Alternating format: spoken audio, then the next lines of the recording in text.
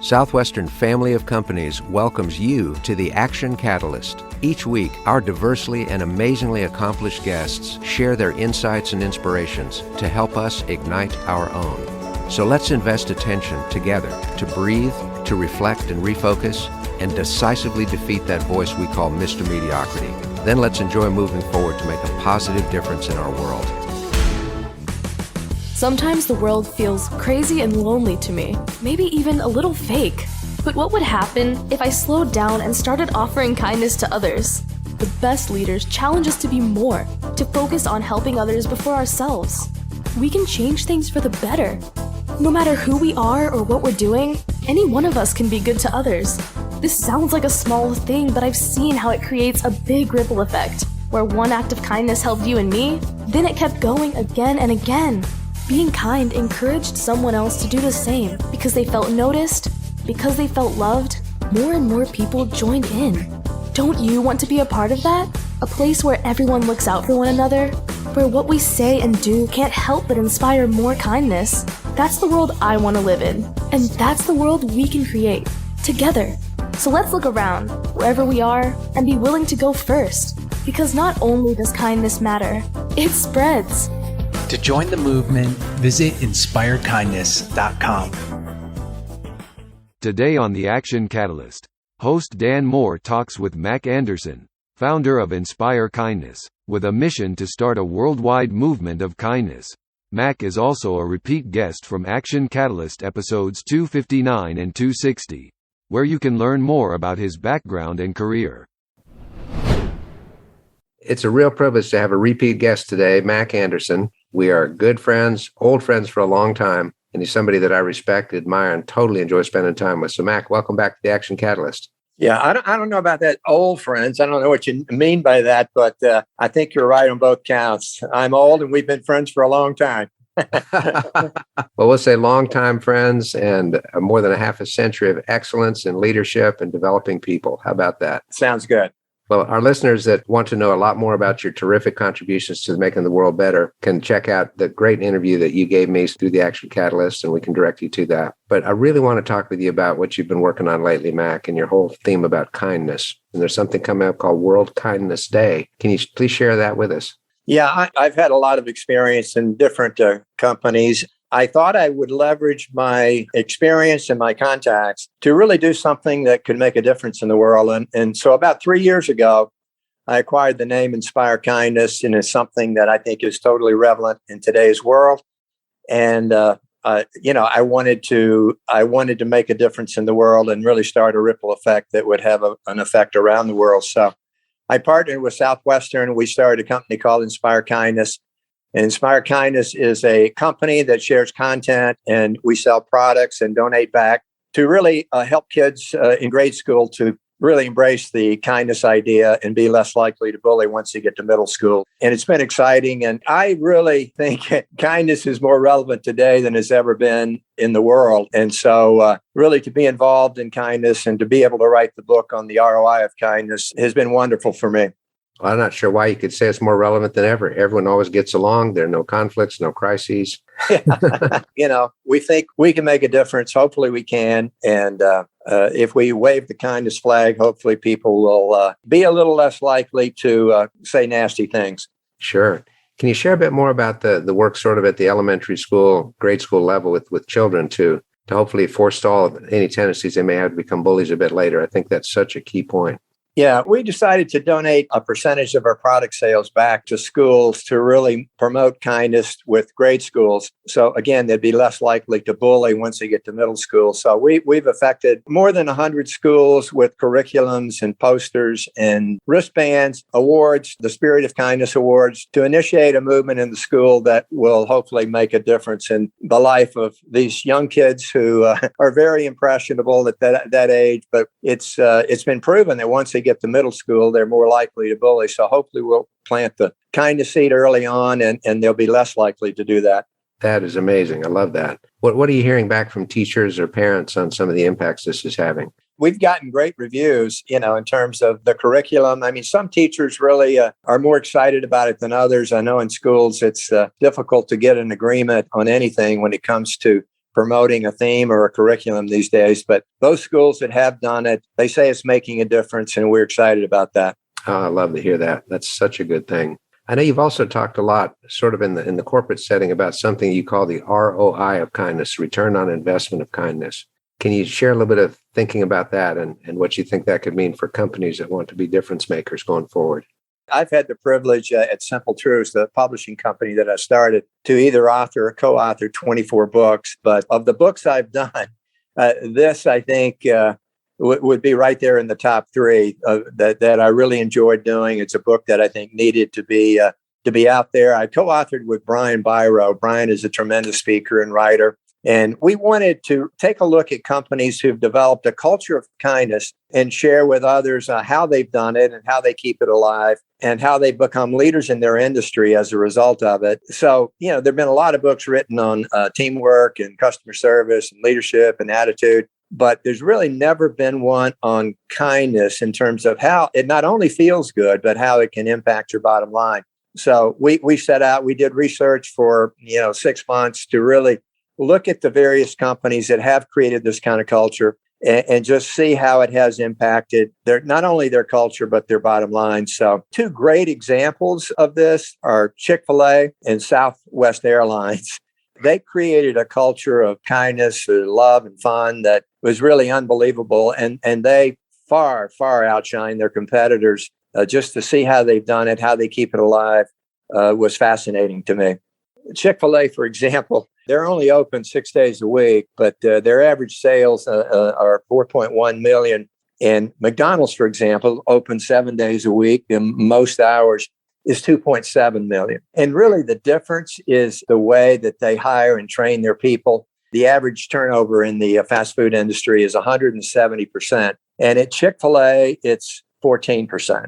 Oh, my goodness. They've created a culture of kindness and made a huge difference. And the Center for Hospitality and Research at Cornell estimates that the employee turnover for Chick-fil-A, the lack of it, saves $148,000 per store, and the entire chain saves, on average, $340 million as a result of that 14% turnover compared to the industry average of 170%.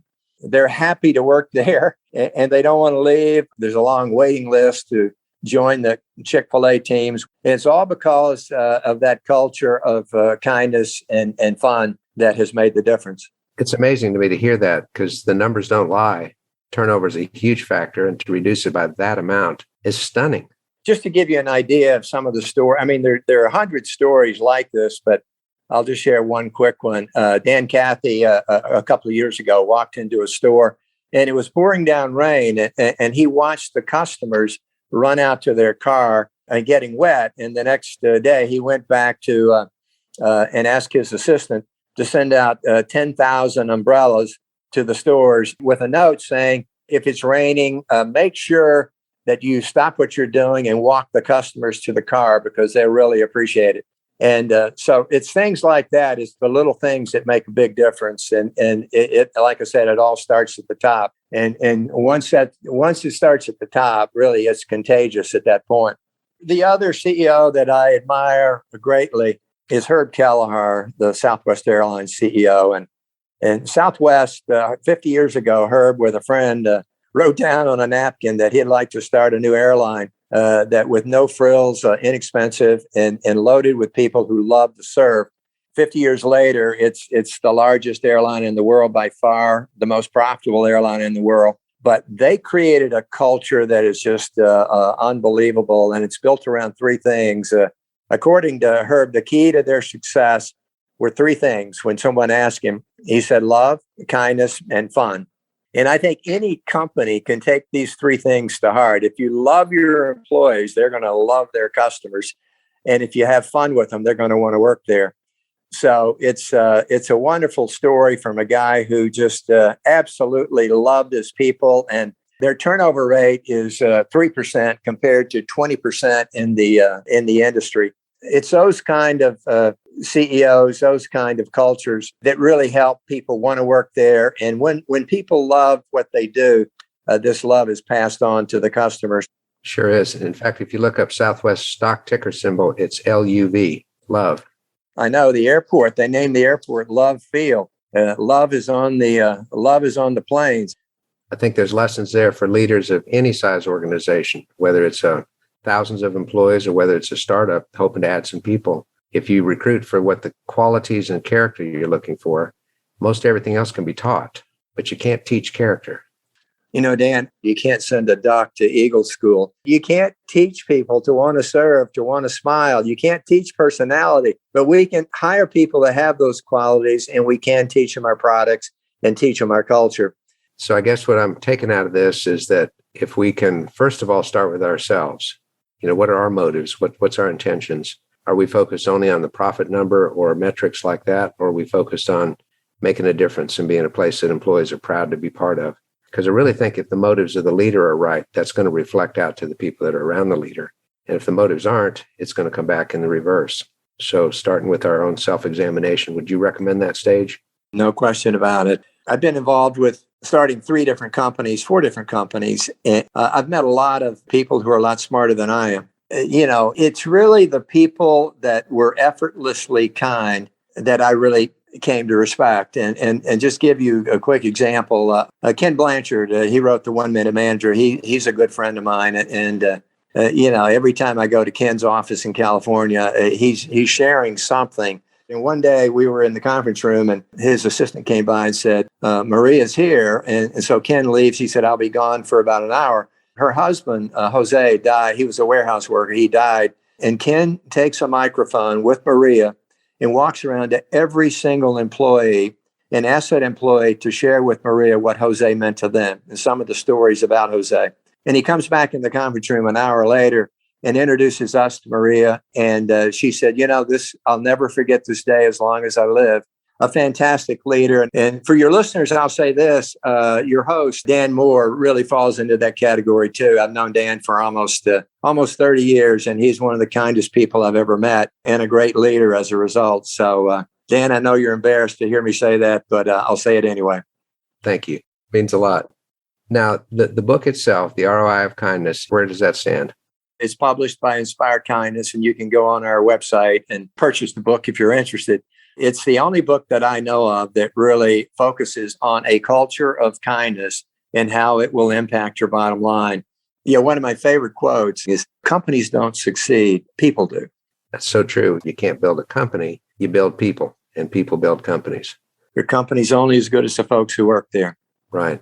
And for a company to have a culture of kindness as an intentional decision really makes all kinds of sense for every single aspect of that business. It's going to improve the customer experience. It's going to improve the employee experience. It's going to improve the financial results because you've already got examples that prove that. And it goes back to something that Peter Drucker said when somebody said, well, what do you think about business strategy? He said, I think strategy is important, but culture eats strategy for breakfast. One of my favorite quotes is, we call it the essence of kindness. And the quote reads like this. It was from George Washington Carver, and it's just a wonderful quote that really captures the essence. And he said, how far you go in life depends on your being tender with the young, compassionate with the aged, sympathetic with the starving, and tolerant of the weak. Because someday in your life, you will have been all of these. There are a lot of folks out there that really embrace the notion of kindness. And it's something that we have to do a lot more of these days because the world is a scary place. In a world where you can be anything, be kind. It's just a little thought that really registered with me the first time I heard it. Well, even though we talk about hiring kind people, hiring nice people, hiring happy people, hiring lovely people, can we train ourselves to be more kind? Are there some reactions that we can monitor in ourselves that we can slowly over time change? What are your thoughts on that? I really think that we can, but I really think that changing is going to depend on the people we're associated with. And for example, if you're the leader of a company and you really embrace a culture of kindness and the people you hire under you feel the same way, it's contagious. And you can definitely learn from those people. And the other thing, too, that I heard one time that really makes a lot of sense, if you're trying to create this culture, you need to occasionally pull the weeds. And by that, I mean, the weeds can take over the garden. And the weeds are people that really don't agree or really fight back against the culture. And sometimes pulling the weeds will make a big difference in that culture coming to life. So that may sound harsh, but it really does make a difference. Well, there's a lot of truth to that one, Mac. One of my other guests, Mary Beth Hyland, said within any large organization, there's some people that are keepers of the culture, and there's some other people that are killers of the culture. And you've got to decide which ones you want to run with. Makes lots of sense. Well, Mac, we are delighted for your success. We're delighted more than that for your impact, for your continual message of kindness, starting way back when you were just a young pup, and how you've done that throughout your entire lifetime, throughout your entire career. The ROI of Kindness, everyone. Look for it on inspirekindness.com. Get a copy of it. Let's work on ourselves first. Let's work on those around us, and let's build a kinder, better world. Well, Dan, thank you so much. Thank you so much for being back with us on the Action Catalyst. I think you're one of our only repeat guests, and it's exciting that you could be on this list. Thank you again. Thank you, sir. Enjoyed it. If you enjoyed this podcast, please make sure to subscribe. To stay updated on everything that the Action Catalyst is up to, make sure to follow us on Facebook and Instagram at Action Catalyst Podcast and Twitter at Catalyst_Action. Thanks for listening.